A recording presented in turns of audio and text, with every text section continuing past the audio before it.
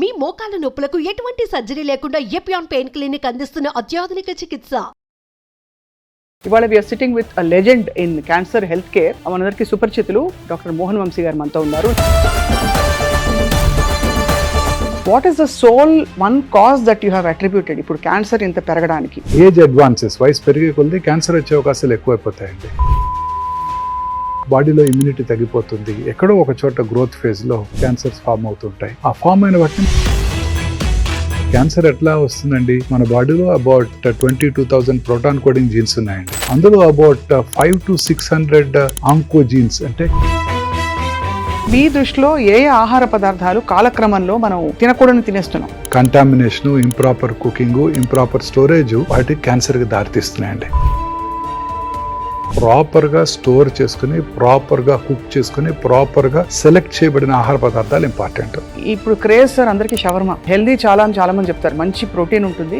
అది ఎంత కాన్స్టెంట్ గా స్టోర్ చేయబడి, బయటే స్టోర్ చేయబడి, రెగ్యులర్ గా వాటిని ఆ టాప్ పార్ట్ ని తీసి ఇస్తుంటారు. డెఫినెట్లీ ఇవన్నీ కూడా డేంజరస్ అండి. బెల్ పెప్పర్స్, అన్ని రకాల ఆకుకూరలు like cauliflower, broccoli, cabbage, Brussels sprouts, వీటన్నిటిలో కూడా రకరకాల రసాయనాలు ఉంటాయి. ఇవన్నీ కూడా క్యాన్సర్ రాకుండా చేస్తాయండి. క్యాన్సర్ కి నాకు సిమ్టమ్స్ ఏదో తేడా కొడుతుంది అని చెప్పడానికి కొన్ని కొండ గుర్తులు చెప్పండి sir.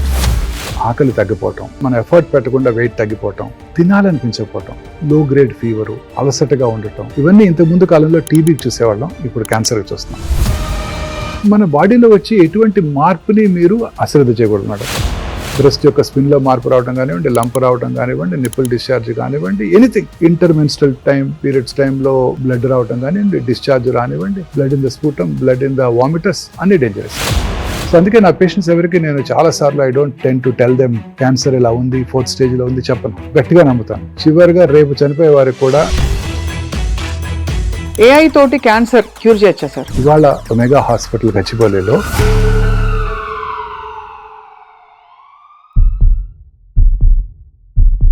Welcome to healthy journey with me స్వప్న.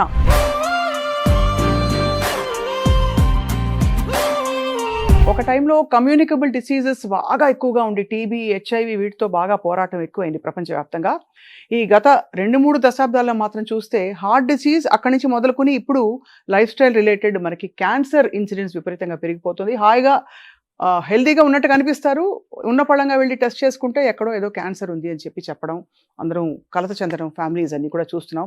ఇవాళ we're sitting with a legend in cancer health care. మనందరికీ సుపరిచితులు.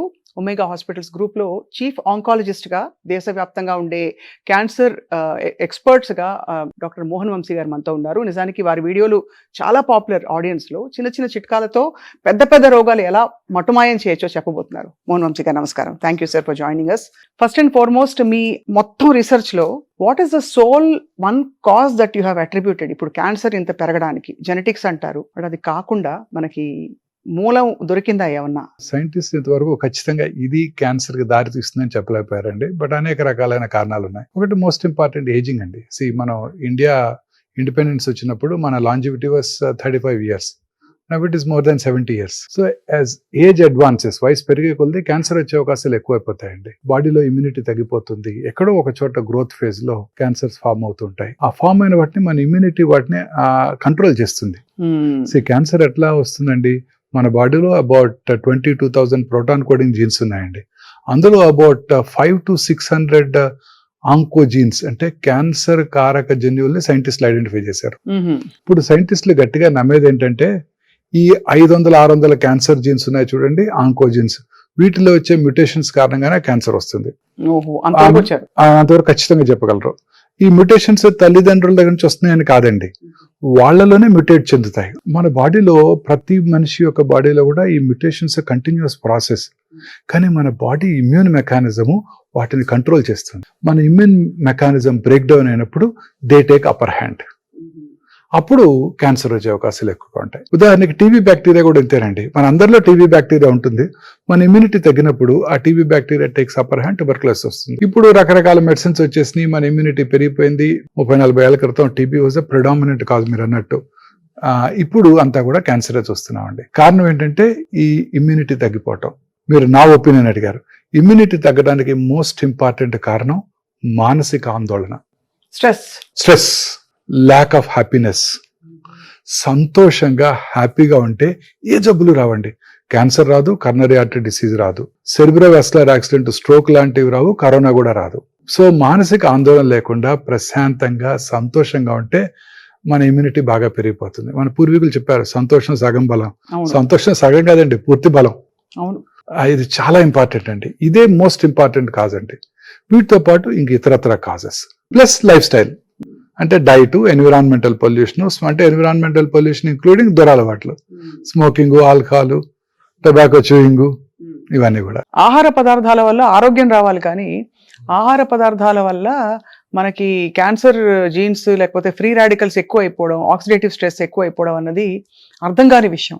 సో మీ దృష్టిలో ఏ ఆహార పదార్థాలు కాలక్రమంలో మనం తినకూడని తినేస్తున్నాం? ప్రతి ఆహార పదార్థం కూడానండి చాలాసార్లు ఏమవుతాయంటే ప్రాపర్గా స్టోర్ చేసుకుని, ప్రాపర్గా కుక్ చేసుకుని, ప్రాపర్గా సెలెక్ట్ చేయబడిన ఆహార పదార్థాలు important. Contamination, improper cooking, improper storage వాటికి క్యాన్సర్కి దారితీస్తున్నాయండి. ఉదాహరణకి ప్రతి ఐటమ్ మనం తీసుకున్నాం. ఇప్పుడు మనం తినే rice staple diet for south Indians. వీటిని సరిగా స్టోర్ చేయకపోయినట్టయితే బ్యాసిల్లస్ సీరస్ అనే ఒక ఫుడ్ పాయిజనింగ్ ఏజెంట్ డెవలప్ అవుతుంది. దాంతోపాటు వాటిలో మౌల్డ్, అఫ్లోటాక్సిన్ చాలా కామన్ గా వింటుంటాం. అఫ్లోటాక్సిన్స్ మన పీనట్స్ మీద, వీటి మీద కూడా జీడిపప్పుల మీద వింటుంటాం. ఈ అఫ్లోటాక్సిన్స్ కూడా డెవలప్ అవుతాయి, అవి క్యాన్సర్ కి దారితీస్తాయి. అందుకే ఫుడ్ ని చాలా కేర్ఫుల్ గా స్టోర్ చేయాలి. రైస్ ని మీరు అడగొచ్చు, మరి రైస్ ని పొద్దున్న రాత్రి అన్నం తోడిపెట్టి పొద్దున్నే తింటే చాలా మంచిది అంటారు. Probiotics, fermented food highly gut microbiome కి హెల్ప్ చేస్తుంది, మనకి ఇన్ఫెక్షన్ పెంచుతుంది, ఇన్ఫ్లమేషన్ తగ్గిస్తుంది. Yes, properly stored. మనం కనుక ప్రాపర్ గా దాన్ని స్టోర్ చేసి ఫెర్మెంట్ చేసినట్టయితే ఇట్ ఈస్ పరమౌషధం. చేయకపోయినట్టయితే ఇట్స్ ఎ పాయిజన్. అది ప్రాపర్ గా చేయకపోవడం అంటే ఏంటి? ఉదాహరణకి దాన్ని అలా వదిలేయటం. సో ఇమ్మీడియట్ గా రైస్ ని కూల్ చేసి రెఫ్రిజిరేట్ చేయాలండి. అలా చేయకపోయినట్టయితే ఈ బ్యాక్టీరియా, మౌల్డ్స్ డెవలప్ అవుతాయి. సో ఇవన్నీ అంటే ఒక పీరియడ్ ఆఫ్ టైం తింటే వచ్చేవా సార్? ఒక 2 సార్లు తినంగానే రెగ్యులర్ గా అదే కన్సల్ట్ ఉంటే అది. ఇప్పుడు పికిల్స్ సౌత్ ఇండియాలో కామన్ గా తింటుంటారు పికిల్స్. ఇప్పుడు వర్షాకాలం వచ్చిందంటే పికిల్స్ ఆర్ వెరీ పాపులర్. నాకు కూడా చాలా ఇష్టం, మీకు కూడా ఇష్టమే ఉంటుంటుంది ఆ పికిల్స్. ఈ పికిల్స్ లో ప్రాపర్ గా స్టోర్ చేయకపోయినట్టయితే వాటిలో నైట్రోసెమిన్స్ డెవలప్ అవుతాయి, మోనోసోడియం గ్లూటమేట్ డెవలప్ అవుతుంది. ఇవన్నీ కూడా డెఫినెట్ కార్సినోజెన్స్. ఎలా సార్ ఎంఎస్జి ఎట్లా డెవలప్ అవుతుంది? వాటిలో ఇంప్రాపర్ స్టోరేజ్. ఎంత సాల్ట్, ఆయిల్ ఉన్నప్పటికీ దానికి అదే డెవలప్ అయిపోతుంది. వాటిని చాలా కేర్ఫుల్ గా సెరామిక్ యుటెన్సిల్స్ లో స్టోర్ చేయాలి. జాడీలో పెట్టేవారు, జాడీలో పెట్టి అవి దే ఆర్ ద బెస్ట్. అవి క్లేతో చేసిన, సెరామిక్ తో చేసిన glazed or naturally glazed ceramics are the best. ఇప్పుడు ప్లాస్టిక్ కంటైనర్ లో పెట్టామనుకోండి, వాటిలో అనేక రకాలైన టాక్సిన్స్ రిలీజ్ అవుతాయి. అవన్నీ అబ్జర్వ్ అయిపోతాయి సార్. అవన్నీ పికిల్లోకి అబ్జర్వ్ అయిపోతాయి, మనం తినేస్తాం. మైక్రో ప్లాస్టిక్స్, బిస్ఫెనాల్ ఏ డెవలప్ అవుతుంది. ఇవన్నీ కార్సినోజెన్స్. సో ఇవన్నీ కూడా మనం చాలా కేర్ఫుల్ గా చేసుకోవాలి. చాలాసార్లు పికిల్స్ లో కొంచెం ఇంప్రాపర్ గా స్టోర్ చేసిన వైట్ ఫంగస్ డెవలప్ అవుతుంది. మీరు చూసే ఉంటారు. అది ఖచ్చితంగా తినకూడదండి. It has definite odour, it has definite bitter taste and you can see it yourself. అంతే కనిపించిపోతుంది. అవి కూడా డెఫినెట్ గా కార్సినోజెన్స్ అండి. ఇవన్నీ కూడా క్యాన్సర్ రావడానికి దోహదం చేస్తాయి. ఒబేసిటీ తర్వాత ఈ ఇతరత్ర లైఫ్ స్టైల్ కండిషన్స్ కూడా కొంత క్యాన్సర్ కి దారి తీస్తున్నాయి అంటారు. 100% అండి. ఇప్పుడు ఒబీస్ ఉమెన్ లో అనేక రకాల క్యాన్సర్స్ వచ్చే అవకాశాలు ఉన్నాయండి. ఉదాహరణకి breast cancer, uterine cancer, ovarian cancer, ఇవన్నీ people belonging to high socio economic స్ట్రాటాలోనే మనం చూస్తుంటామండి. మిగతా వాళ్ళలో అసలు మనం చూడం, ఒబీస్ ఉమెన్ లోనే చూస్తాం ఈ క్యాన్సర్స్ అన్ని కూడాను. ఆ ఒబీస్ ఉమెన్ లో వచ్చిన క్యాన్సర్స్ ఇతర నాన్ ఒబీస్ ఉమెన్ లో కనబడవండి. అంటే నిజంగానే మరి బాగా చదువుకుని అప్పర్ మిడిల్ క్లాస్ సొసైటీలో ఉన్న వాళ్ళకి ఈ యాక్సెస్, ఈ అన్హెల్దీ హ్యాబిట్స్ కి ఎక్కువ అలవాటు పడే పరిస్థితులు చూస్తున్నారా సార్? ఎస్, డెఫినెట్ గానండి. ఇప్పుడు cancers are seen in only people belonging to higher socio economic strata. People పేద వర్గాల్లో కూడా క్యాన్సర్స్ చూస్తుంటాం. అవి డిఫరెంట్ క్యాన్సర్స్. ఉదాహరణకి గర్భసించి ముఖద్వార cancer people belonging to lower socio economic strata. ఎందుకంటే HPV వ్యాక్సిన్, ఇంప్రాపర్ హైజీన్, పరిశుభ్రత మెయింటైన్ చేయకపోవడం డ్యూరింగ్ దేర్ మెన్స్ట్రల్ సైకిల్స్, ఆ వైరస్ ఎక్కువగా వ్యాప్తి చెందటం. అదే బాడీ క్యాన్సర్స్ ఒబీస్ ఉమెన్ లో చూస్తుంటాం, ఓవేరియన్ క్యాన్సర్స్ ఒబీస్ ఉమెన్ లోనే చూస్తుంటాం. సార్ మీరు ట్రీట్ చేసిన ఎన్నో కేసెస్ లో వందల వేల కేసులు మీరు చూస్తుంటారు. మీరు చాలా ఛాలెంజ్ గా తీసుకుని ట్రీట్ చేసిన ఒక కేసు సక్సెస్ఫుల్ గా can you share with us? ఒకటి కాదు 100 ఉంటాయి. Every case is a challenging case madam. చాలా సార్లు మనం పేషెంట్ కి రిస్కీగా ఉంటుంది, ఈ ఆపరేషన్ రిస్క్ తో కూడుకుందని. ఫర్ ఎగ్జాంపుల్ అన్నవాహిక క్యాన్సర్స్, వేరే మనం చెస్ట్ ఓపెన్ చేయాల్సి ఉంటుంది, అబ్డామిన్ ఓపెన్ చేయాల్సి ఉంటుంది. 64-year-old లేడీ, థిన్ బిల్ట్, వాళ్ళలో ఈ క్యాన్సర్స్ వస్తుంటాయి. అప్పుడు సర్జరీ రిస్క్ తో కూడుకుంది అనుకుంటాం, వాళ్ళు సేవ్ అయిపోతారు. So it's every case is challenging. But బాగా చాలా- చలించిపోయిన కేసు. చాలా సార్లు చాలా ఎర్లీ క్యాన్సర్స్ చూస్తుంటామండి. ఎర్లీ క్యాన్సర్స్ కూడా అవి కూడా తిరగబెట్టచ్చు అండి. సో అందుకే మా గురువు గారు డాక్టర్ ఎస్ఎస్ రెడ్డి గారు ఒక చక్కటి మాట చెప్పారు. The unpredictable biological behaviour of the cancer makes the most predictable treatment unpredictable. అంటే ఎంతో కష్టపడి మనం మనసు పెట్టి హార్ట్ పెట్టి వైద్యం చేసినా కూడా కొన్నిసార్లు అవి తిరగబెడుతుంటాయి. తిరగబడతాయి కాబట్టి మన చేతుల్లో ఉండదు ఆ టైంలో. బట్ అయినా కూడా సార్, మీరు తప్పకుండా మీ మనసుతో మీరు ట్రీట్ చేసి చాలా మీరు చెల్లించిపోయిన ఒక ఉదంతం చెప్పండి సార్. అంటే ఒక మేల్ బ్రెస్ట్ క్యాన్సర్ పేషెంట్ అండి. Male breast cancer. అతనికి ఎంతో మనసు పెట్టి చేసామండి. సర్జరీ చేసాము. సర్జరీ తర్వాత 6 cycles కీమోథెరపీ ఇచ్చాము. Each chemotherapy was a challenge అండి. ఎందుకంటే is a very sensitive man. Each కీమోథెరపీకి ఆయనకు అనేక రకరకాల సైడ్ ఎఫెక్ట్స్ వచ్చాయండి. ఆయన ఎంతో ఎఫెక్ట్ అయిపోయేవారు. ఆ ఫ్యామిలీ కూడా ఎంతో సెన్సిటివ్ ఫ్యామిలీ, ఎంతో ఎఫెక్ట్ అయిపోయేవారు. ప్రతి క్యాన్సరు కీమోథెరపీ ప్రోటోకాల్ కూడా ఒక ఛాలెంజ్. ట్రీట్మెంట్ అయ్యేంత వరకు కొన్ని నెలల పాటు హాస్పిటల్లోనే ఉన్నారు ఆయన. ఎంతో సెన్సిటివ్ పర్సన్. చిన్న సైడ్ ఎఫెక్ట్, చిన్న పిల్లల మెంటాలిటీ, సైడ్ ఎఫెక్ట్స్ తట్టుకోలేరు వారికి ఎంతో కష్టపడి వైద్యం చేసాము. క్యూర్ అయిపోయింది అనుకున్నాం. With in 1.5 year లంగ్లో తిరగబెట్టింది. అయ్యో. సో చాలా కష్టపడి ట్రీట్ చేసాం. రౌండ్ ద క్లాక్ టైం ఇవ్వాల్సి వచ్చేది ఆయనకి. సో కంప్లీట్ గా మీరు ఎంతో కష్టపడి బతికించారా సార్? లేదు, we lost him. So it's very hard on you కదా. Very hard on as us, much as మీరు స్ట్రెస్ లేకుండా ఉండాలంటారు. Yes. ప్రతి పేషెంట్ ప్రాణం మీకు స్ట్రెస్ కదా. చాలా స్ట్రెస్ఫుల్ గా ఉంటుందండి. ప్రతి క్యాన్సర్ సర్జరీ స్ట్రెస్ఫుల్ గా ఉంటుంది. చాలా మంది అడుగుతుంటారు, ఎస్పెషల్లీ ఒబీస్ పీపుల్ ఆపరేట్ చేసేటప్పుడు చాలా స్ట్రెస్ఫుల్ గా ఉంటుందండి.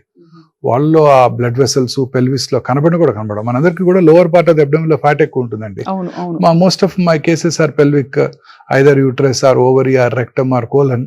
ఇవన్నీ కూడా పెల్విక్ మాలిగ్నెన్సీస్ అన్ని కూడాను, బ్లాడర్ క్యాన్సర్స్, సర్విక్స్ క్యాన్సర్స్, ఇవన్నీ కూడాను చాలా డిఫికల్ట్ టు ఆపరేట్ అండి. చాలా సార్లు ఒబీస్ ఇండివిజువల్స్ లో చాలా ప్రాబ్లమ్స్ క్రియేట్ చేస్తాయి. ఎంతో స్ట్రెస్ఫుల్ గా ఉంటుందండి.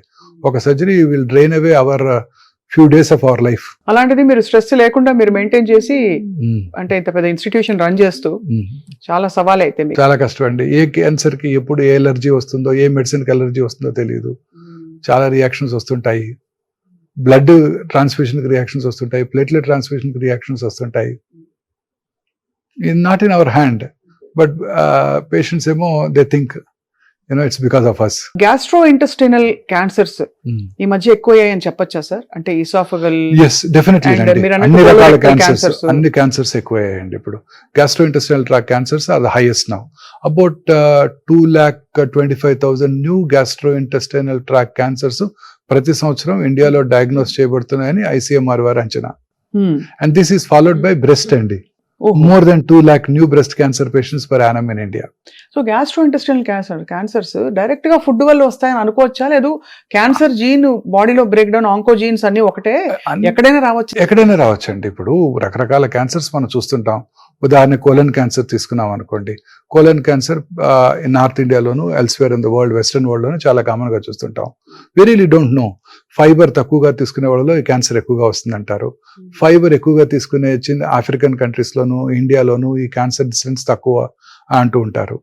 ఫైబర్ ఎక్కువగా ఉన్నట్టయితే మనం మోషన్ రెగ్యులర్ గా పాస్ చేసేస్తాం, రోజుకి ఒకసారి మోషన్ వెళ్ళిపోతుంటుంది. ఫైబర్ తక్కువగా తీసుకున్నారనుకోండి, ఏమవుతుంది, ఆ కంటెంట్స్ అన్ని కోలంలోనే స్టోర్ చేయబడతాయి. స్టోర్ చేయనప్పుడు ఆ ఫీకల్ మ్యాటర్ లో ఉన్న కార్సినోజెన్స్ కోలోనిక్ మ్యూకోజా మీద ఎక్కువ కాలం పనిచేసి క్యాన్సర్ కు దారితీస్తాయి. అదే విషయం. సో అందుకే ఫైబర్ రిచ్ డైట్ అంత ఇంపార్టెంట్ ఇప్పుడు చెప్తున్నారు సార్.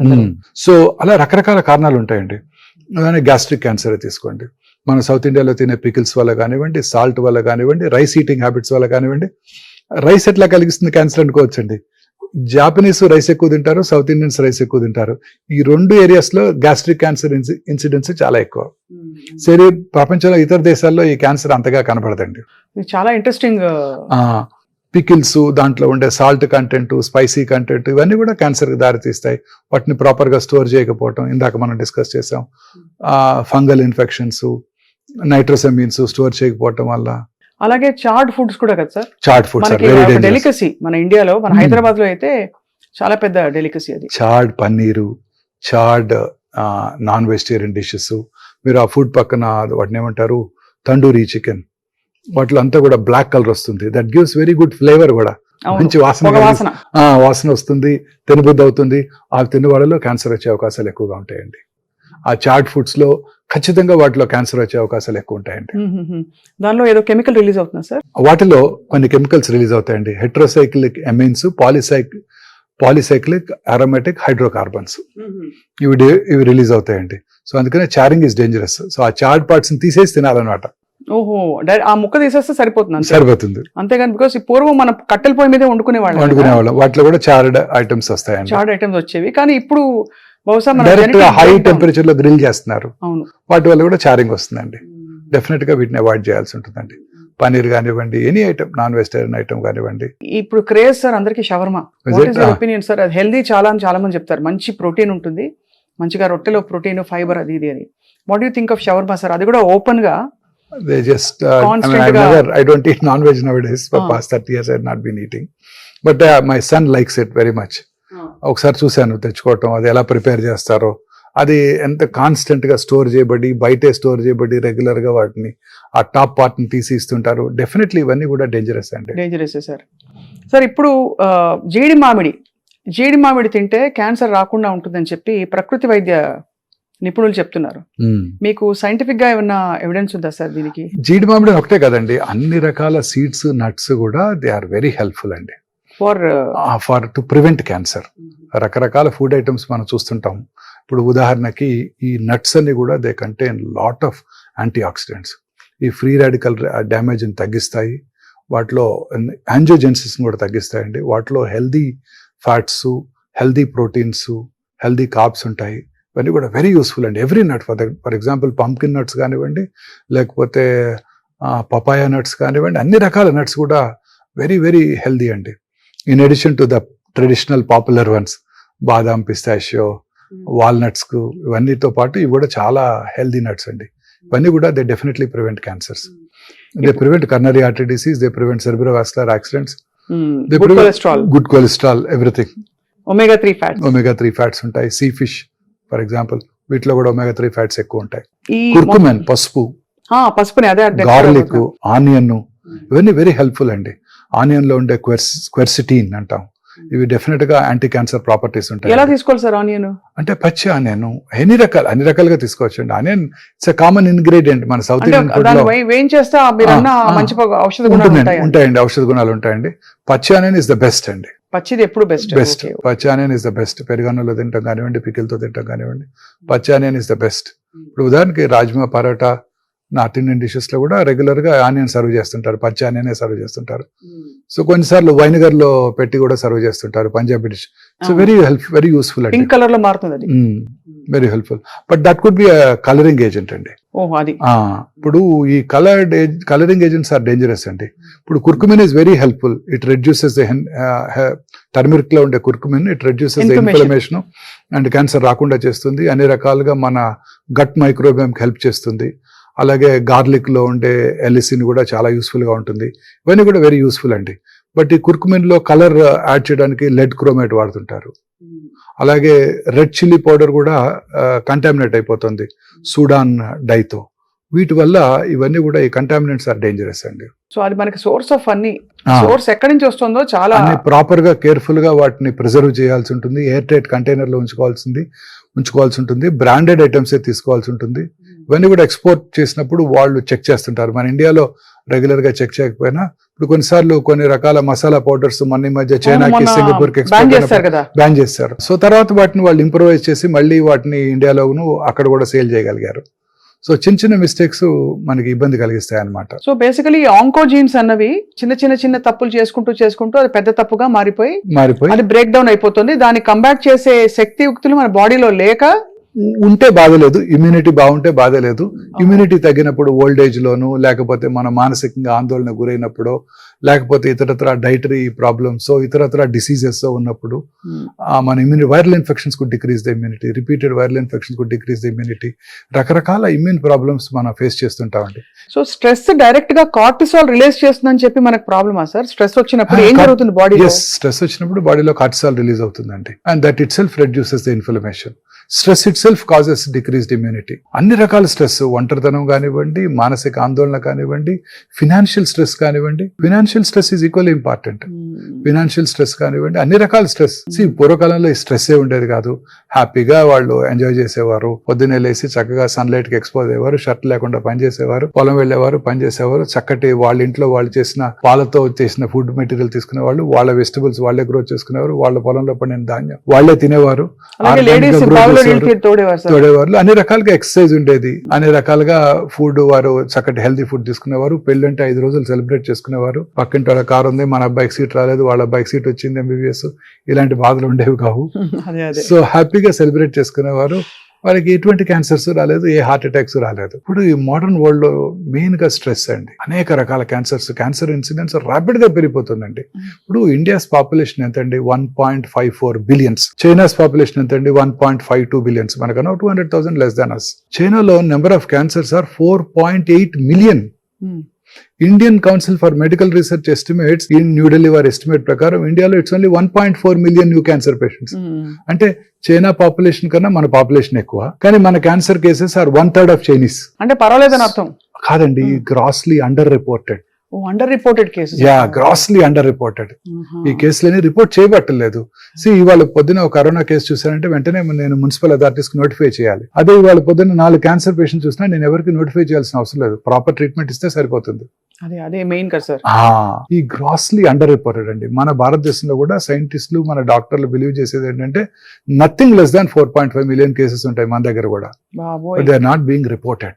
ఈ భారతదేశంలో out of only 30%. See, district is a definitive, set pattern in country.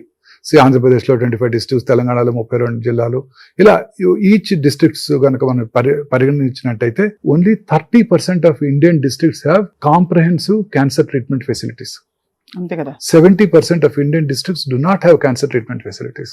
అంటే క్యాన్సర్ ఇంకా కొంచెం డబ్బున్న వాళ్ళ రోగంగా అనుకుంటారు సార్. అది లేదండి, పేదవాళ్ళు కూడా ఈక్వల్లీ ససెప్టబుల్. అంటే మీరు అన్నట్టు డైరెక్ట్ క్యాన్సర్స్ కి వాళ్ళు ససెప్టబుల్. పొల్యూషన్ వల్ల, టొబాకో యూసేజ్ వల్ల, ఆల్కహాల్ తీసుకు వల్ల, ప్రాపర్ హైజీన్ లేకపోవడం వల్ల వాళ్ళలో కూడా equally good number of cancers చూస్తున్నాం. వాళ్ళకి ట్రీట్మెంట్ చేసుకునే కెపాసిటీ లేక వదిలిపడేస్తారు. They give up after some time. General గా సిమ్టమ్స్ ఉండవు, లేట్ స్టేజెస్ లో డాక్టర్ దగ్గరికి వస్తుంటారు. సిమ్టమ్స్ వచ్చినా సార్ నెగ్లెక్ట్ చేసి పర్లేదులే ఏజ్ వల్ల వచ్చింది అని వదిలేసుకునే కల్చర్ లో మనం ఉన్నాం. ఇప్పుడు హెల్త్ అవేర్నెస్ ఇప్పుడే కదా సార్, ఇప్పుడు కొంత ఒక స్టేటాలో వస్తుంది అందరిలో. సార్ ఈ స్ట్రెస్ సైకిల్ ఎట్లా కట్ చేయాలి చెప్పండి? ఓవర్ అంబిషన్ ఒక మీరు అన్నట్టు కంపారిజన్ అంబిషన్ వల్లే ఈ స్ట్రెస్ ఎక్కువ అయిపోతుంది. ఎలా కట్ చేయాలి స్ట్రెస్ సైకిల్? మీరు అంబిషన్ లేకపోతే సొసైటీ డెవలప్ అవ్వదండి. ఒకటి బిల్డ్ చేయాలి అనే ఒక కాన్సెప్ట్ నేను చాలా మంది చూసాను. చాలా ఇప్పుడు రీసెర్చ్ కంపెనీస్ చూస్తుంటాం కదండి.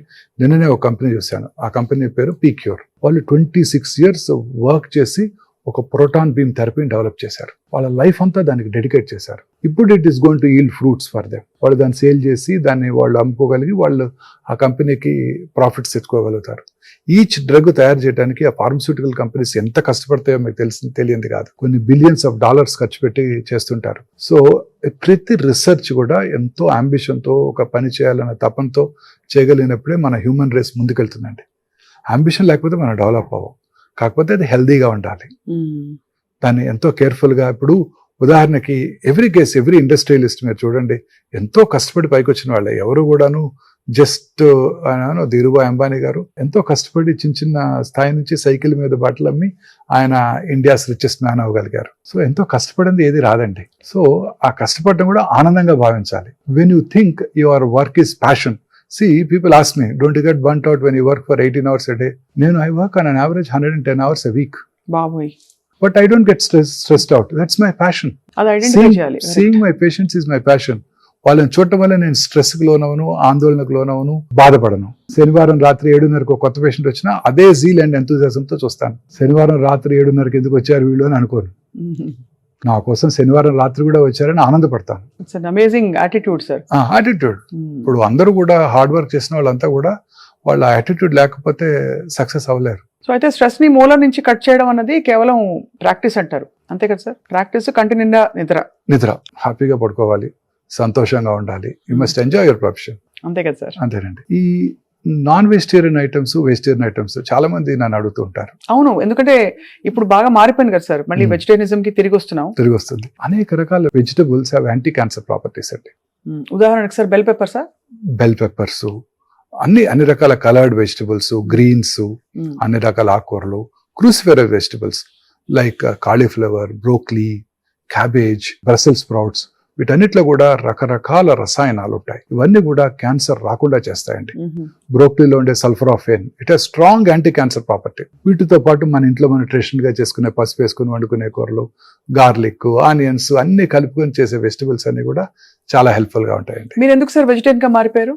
For the same reason. అంటే మనకి అన్ని మీట్స్ నుంచి వచ్చే ప్రోటీన్ మంచిది కాదా సార్, లేకపోతే కల్తీ ఉంటుందనా? నేను వెజిటేరియన్ గా మారడానికి ఒక ఇంట్రెస్టింగ్ కారణం ఉందండి. అది మీరు షుడ్ నాట్ థింక్ అదర్వైజ్. చెప్పండి సార్.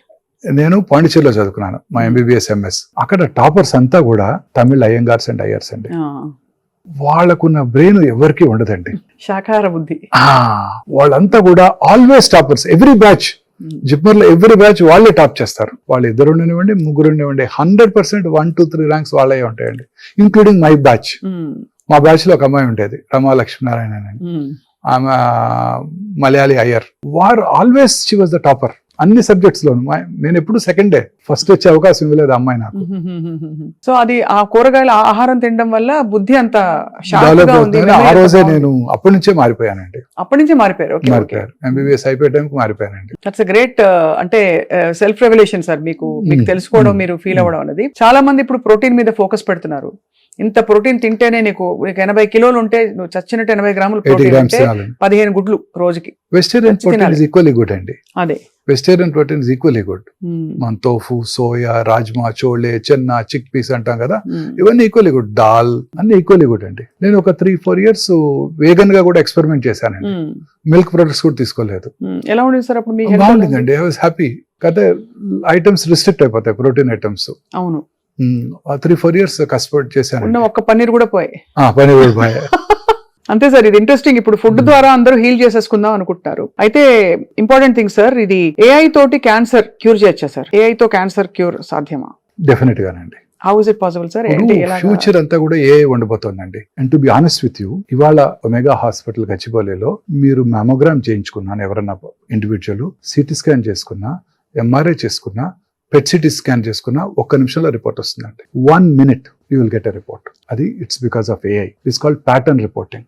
అన్ని రకాల patterns AI has been fed.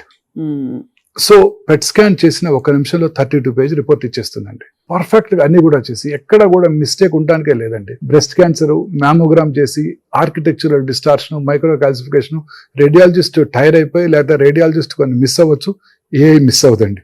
Perfect గా ఐడెంటిఫై చేసేస్తుంది. ఏదైనా మనం మిస్ అయినా, మేము అన్ని చేస్తున్నాం. రేడియాలజిస్ట్ రిపోర్ట్ చేస్తున్నారు, ఏఐ కూడా రిపోర్ట్ చేస్తుంది. 2 రిపోర్ట్స్ పక్కన పెట్టుకొని ఫైనల్ రిపోర్ట్ మేము ఇస్తున్నాం మీకు. ఇప్పుడు చిన్న ఇది కూడా మిస్టేక్స్ లేకుండా, చిన్న డిస్టార్షన్స్ కూడా ఐడెంటిఫై చేసి చక్కటి రిపోర్ట్ ఇస్తుందండి AI. It cannot miss. Midnight మేము ఒక బ్రెయిన్ మెటాస్టాసిస్ ఒక సిటీ స్కాన్ చేసామంటే 1/2 minute లో రిపోర్ట్ వస్తుంది, రేడియాలజిస్ట్ రాకముందే. అంతా ఏనండి. ఇంకా ఫ్యూచర్ లో రేడియాలజిస్ట్ ఉండరండి. డౌన్ ద లైన్ ఒక 10 years తర్వాత రేడియాలజిస్ట్ ఉండరండి. Pathologist, radiologist will be replaced by AI completely. ఇప్పుడు రేడియోథెరపీ ప్లానింగ్ ఉందండి. ఉదాహరణకి గర్భసంచి ముఖద్వారానికి మన రేడియేషన్ ఇవ్వాలండి. గర్భసంచి ముఖద్వారానికి పర్ఫెక్ట్ గా రేడియేషన్ ఆంకాలజిస్ట్ ప్లాన్ చేశారు, రేడియేషన్ ఇచ్చేసాం. 4వ రోజు patient had mild constipation. Constipation ఎవరికైనా రావచ్చు కదా మేడం, ఎస్పెషల్లీ పేషెంట్స్ కి సరైన డైట్ తీసుకోకపోతే వస్తుంది. అప్పుడు ఏమవుతుందండి, రక్తం ఉబ్బినట్టు అవుతుంది. రక్తం ఉబ్బితే ఏమవుతుందండి, ఆ గర్భసంచిని ఒక 5 millimeters ముందుకు పుష్ చేస్తుంది. సో మన ఇచ్చిన రేడియేషన్ ప్లానింగ్ ఏం చేస్తుందండి, ఇంతకు ముందు ఎక్కడైతే సర్విక్స్ ఉందో దానికే ఇస్తుంది రేడియేషన్. ఇప్పుడు అక్కడ ఒక పార్ట్ ఆఫ్ ఒక 2 millimeters ఆఫ్ రక్తం వచ్చి అక్కడ ఉంది. సో పార్ట్ ఆఫ్ ద రక్తం gets irradiated and part of the cervix is spared. ఒక పార్ట్ ఆఫ్ సర్విక్స్ కి రేడియేషన్ ఉండదు. అవును, అంతే కదా. అంతే కదా. సో ఈ మెషిన్ ఏం చేస్తుందంటేనండి, AI based linear accelerator. Linear accelerator అంటే రేడియేషన్ డెలివరీ సిస్టమ్. అదేం చేస్తుందంటే, it has its own CT scan. Machine లోనే సిటీ స్కాన్ ఉందండి. సో అది చూస్తుంది. అదేంటి, తర్వాత దానికి కృత్రిమ మేధస్సు ఉంది, ఆర్టిఫిషియల్ ఇంటెలిజెన్స్.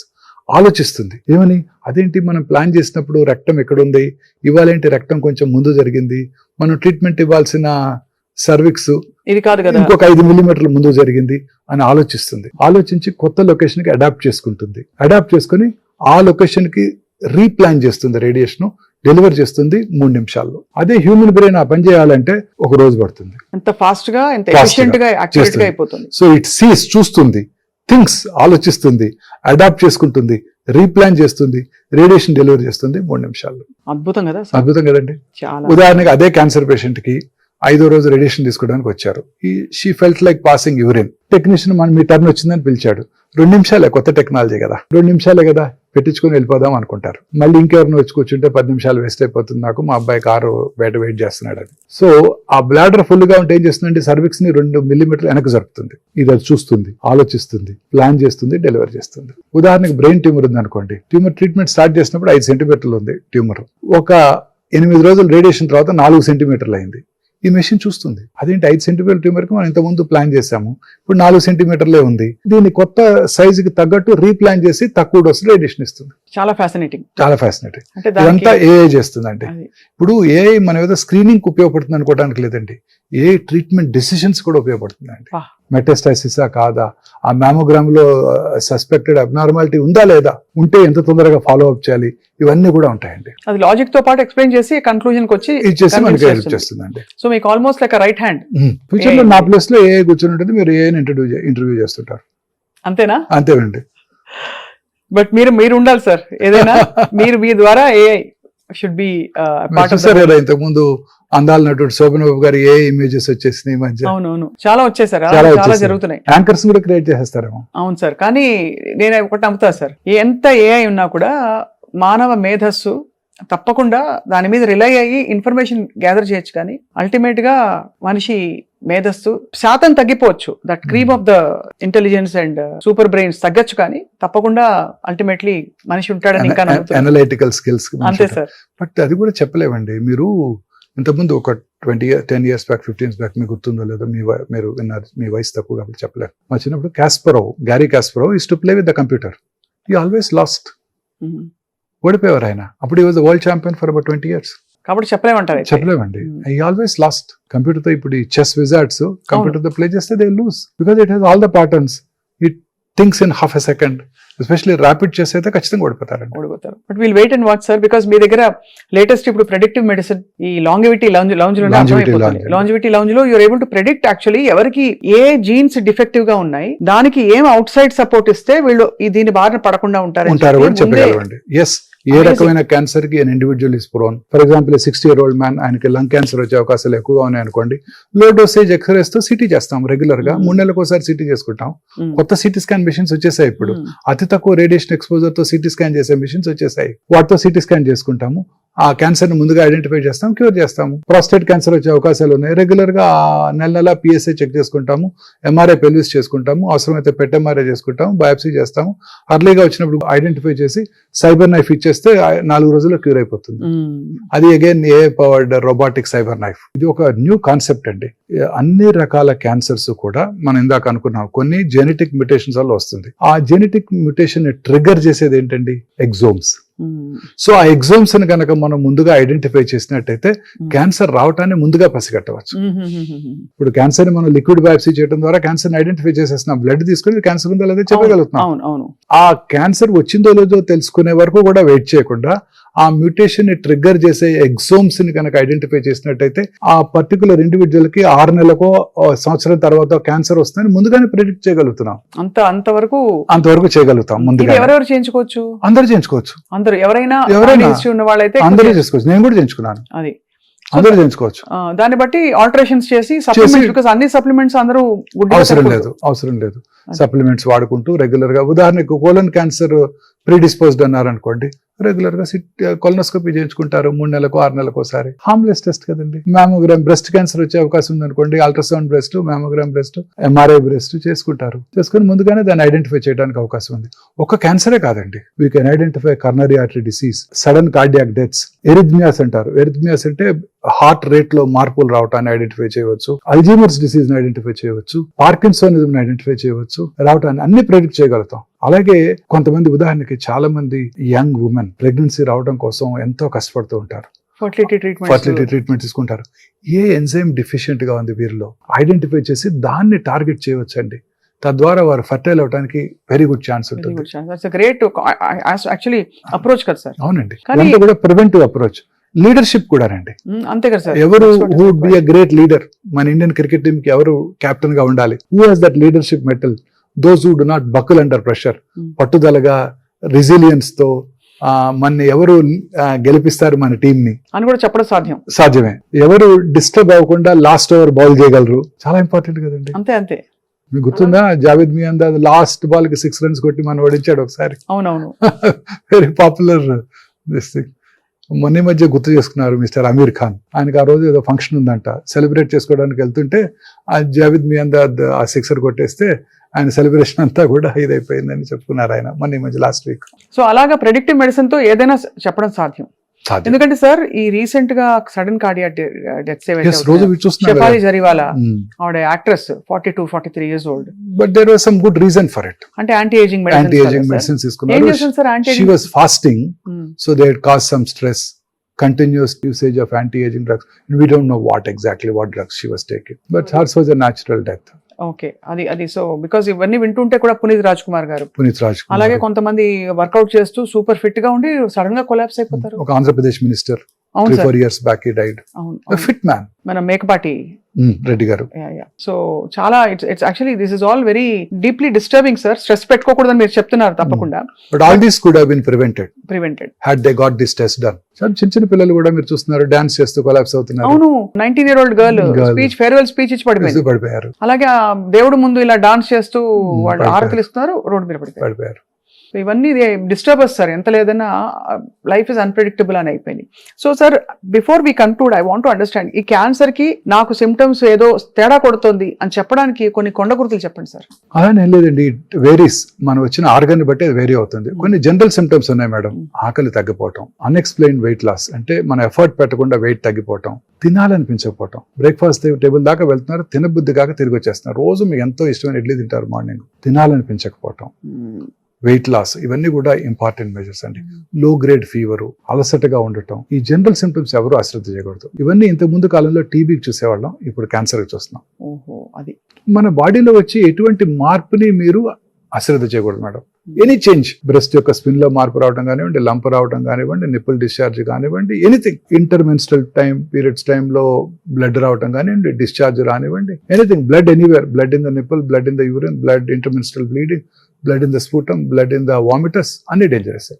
ఇవన్నీ కూడా నోట్లో ఏదైనా పుండు రావటం, అల్సర్ ఫార్మ్ అవటం, పెయిన్లెస్ అల్సర్, క్రమం తప్పకుండా పెరగటం, ఎరుపు తెలుపు మిళితమైన ప్యాచెస్ ఉండటం, వాయిస్ వంగురు పోవటం, ఆయాసం రావటం, లో గ్రేడ్ చెస్ట్ పెయిన్, మానని దగ్గు, కొంచెం ఫుడ్ తిరగానే పొట్ట ఫుల్ అయినట్టు ఉండటం, గ్యాస్ పట్టేసినట్టు ఉండటం, పొద్దున్న ఎర్లీ మార్నింగ్ బ్లోటింగ్ అనిపించడం, loose motions, alternating loose motions, constipation, motion లో బ్లడ్ రావటం, మోషన్ పాస్ చేశాక ఫీలింగ్ ఆఫ్ ఇన్కంప్లీట్ ఎవాక్యుయేషన్, అంటే ఇంకా పాస్ చేయాలని ఉన్న ఫీలింగ్ ఉండటం, స్టూల్ క్యాలిబర్ తగ్గటం, టూత్ పేస్ట్ లాగా సన్నగా బయటికి రావటం, ఎనీథింగ్ మేడం. మన బాడీలో వచ్చే ఎటువంటి మార్పుని అశ్రద్ధ చేయకూడదు మేడం. వెంటనే డాక్టర్ని సంప్రదించాలి, ఫ్యామిలీ ఫిజిషియన్ సంప్రదించాలి. వారే దాన్ని కరెక్ట్ గా ఐడెంటిఫై చేయగలుగుతారు, వారి ఫ్యామిలీ హిస్టరీని బట్టి ఐడెంటిఫై చేయగలుగుతారు, రెగ్యులర్ గా ఫాలో అప్ చేయగలుగుతారు. స్పెషలిస్ట్ దగ్గరికి వెళ్లాల్సిన అవసరం లేదు. ఫ్యామిలీ ఫిజిషియన్ వారికి కొంచెం టైం ఉంటుంది. మళ్ళీ ఇలాంటి సిమ్టమ్ తో వస్తే వారు ఐడెంటిఫై చేసి డాక్టర్ దగ్గర పంపిస్తారు, స్పెషలిస్ట్ దగ్గర పంపిస్తారు. అది సో అయితే పెద్ద పోరాటంలోనే ఉన్నాం, కానీ యుద్ధ భూమిలో మనం ఓడిపోకుండా మనని కాపాడుకునే మార్గాలు చాలా వచ్చేసాయి ఉన్నాయండి. ముఖ్యంగా fresh fruits, vegetables, regular exercise, greens ఎక్కువగా తీసుకోవటం, లీన్ బాడీ మాస్ మెయింటైన్ చేయటం, దురలవాట్లకు దూరంగా ఉండటం, స్ట్రెస్ నుంచి ఇంకా చాలా దూరంగా ఉండడం, స్ట్రెస్ నుంచి ఇంకా దూరంగా ఉంటాయి. Absolutely right. అది మోస్ట్ ఇంపార్టెంట్. మీరు అన్నట్టు ఒకటే అడిగారు, మీరు ఒకటే కారణం చెప్పండి క్యాన్సర్ అవడానికి, ఇదే కారణం అండి, స్ట్రెస్. సో కాంబాట్ స్ట్రెస్ అన్ని జీవితాన్ని జయించినట్టే. మన ఇమ్యూనిటీ ఆ క్యాన్సర్ కలిగించే మ్యూటేషన్స్ ని మన ఇమ్యూనిటీ ఓవర్కమ్ చేసి ఆ క్యాన్సర్ రాకుండా చేస్తుందండి. సో అందుకే నా పేషెంట్స్ ఎవరికి నేను చాలా సార్లు I don't ten to tell them cancer ఇలా ఉంది, 4th stage లో ఉంది చెప్పను, గట్టిగా నమ్ముతాను. చివరిగా రేపు చనిపోయే వారికి కూడా మీ అబ్బాయి అమెరికా నుంచి ఒక మెడిసిన్ తెప్పించారు, ₹1 కోటి పెట్టి అని, తులసి తీర్థం నోట్లో పోసినా చాలా కాలం బ్రతికేస్తాడు ఆయన. క్యాన్సర్ లేని వాళ్ళకి కూడా నీకు క్యాన్సర్ ఉంది, చివరి స్టేజ్ లో ఉంది, తొందరగా పోతా ఉంటే తొందరగా పోతారు. భయం, ఆందోళన అన్ని కూడా. మానసిక ధైర్యం అనేది చాలా ఇంపార్టెంట్ అండి. ఒక్క విషయం అర్థమైపోయింది సార్, చావు తథ్యం అందరికీ, పుట్టినవాడు ప్రతివాడు పోవాల్సిందే, కానీ ఎలా బ్రతికాం, ఏ క్వాలిటీ ఆఫ్ లైఫ్ బ్రతికాం, ఎలా జీవించాం అనేది చాలా ఇంపార్టెంట్. అది మన చేతుల్లోనే ఉంది. మన చాలా చేతిలోనే ఉందండి. మనం how the way we take it. అంతే. లైఫ్ ఎంత చక్కగా మనం తీసుకోగలిగితే every day you live it, you live in present. రేపేమవుతుందో అని ఆలోచిస్తూ ఉంటే ఇలానే జరిగిపోతాం. Very deep conversation sir doctor Mohan Vamsi గారు. గత ఐ థింక్ ఒక 20 ఏళ్ళ నుంచి మీరు పరిచయం ప్రపంచానికి, ఎస్పెషలీ మా జనరేషన్ మీడియా అందరికీ కూడా. టీవీ నైన్ అప్పటి నుంచి మిమ్మల్ని చూస్తూ వచ్చాం. So you have really evolved and చాలా ఎంతటి కష్టమైన కేసెస్ ఉన్నాయో మీరు క్యూర్ చేస్తూ వచ్చారు. చాలా మందికి మీరు కొత్త జీవితాన్ని ఇస్తున్నారు. Thank you so much for your great service sir. Thank you madam. And Jagruti foundation కూడా ఎవ్రీబడి ఈజ్ అవేర్ మీరు చేసిన good work and all that sir. So we hope we work together. మేము కూడా అవేర్నెస్ స్ప్రెడ్ చేయడానికి అప్పుడప్పుడు మిమ్మల్ని పలకరిస్తూ ఉంటాం. Thank you madam. Thank you so much sir. నమస్తే. నమస్తే అండి.